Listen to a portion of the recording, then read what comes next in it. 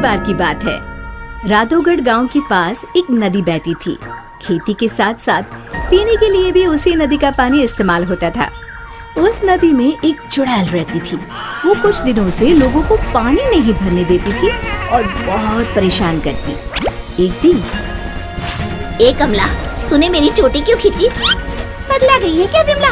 मैं भला तेरी चोटी क्यों खींचूंगी? झूठ मत बोल, यहाँ हम दो ही तो हैं। अरे अरे, वो देखो, हमारी मटकी का पानी कौन गिरा रहा है?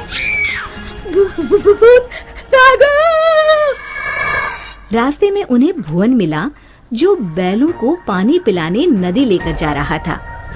क्या हुआ? इस तरह क्यों भाग रही हो जैसे भूत पीछे पड़ गया हो? हाँ दादा, भूती है नदी पर, सच में।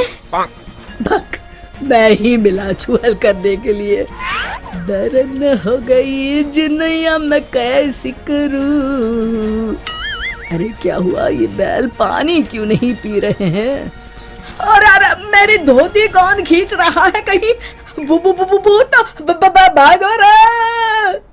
इसी तरह एक दिन रामू वहाँ से जा रहा था।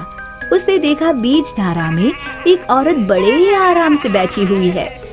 ए, तुम वहाँ क्यों बैठी हो? अरे बाहर आ जाओ, मरना है क्या? उसने पलटकर आदमी की तरफ देखा और फिर जोर से हंसी।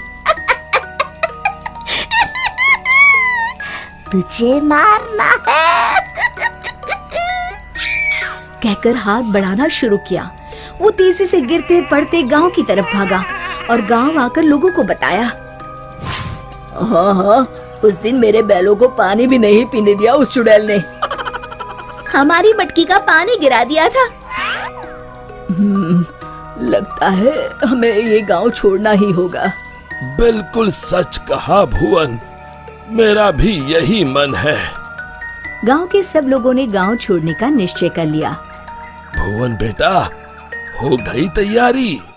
हाँ काका, हो ही गई समझो।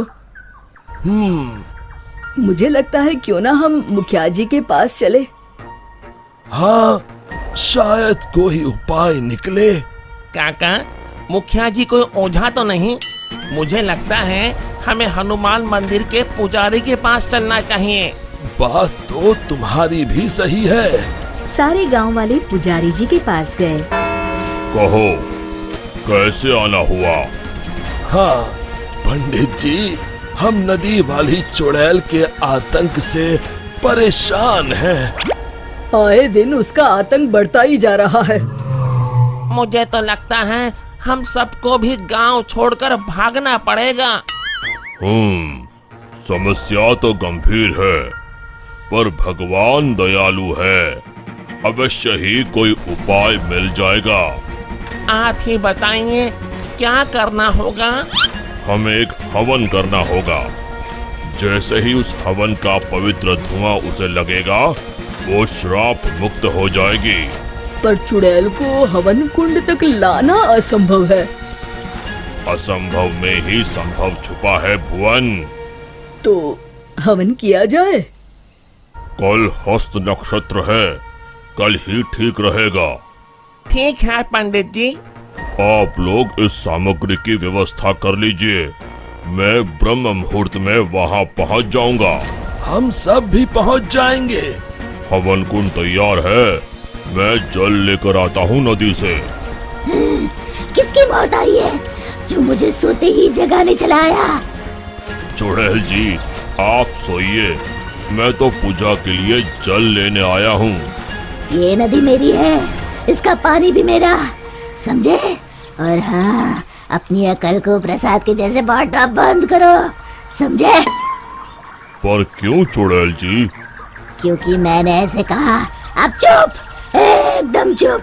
चुड़ैल जी, क्यों ना एक शर्त लगाई जाए। जो हारेगा उसे दूसरे की बात माननी पड़ेगी। बोलो, मंजूर है? तुम साधारण गांव वाले मुझ जैसी ताकतवर चुड़ैल से शर्त लगाओगे? चलो। चुड़ैल जी, पहले शर्त सुन तो लो। जितना तो मुझे ही है, फिर भी बता ही दो। अभी हम यहाँ नदी पर हवन पूजन कर रहे हैं, आपको उसमें आना होगा। उसके बाद हम सब गांव छोड़कर चले जाएंगे।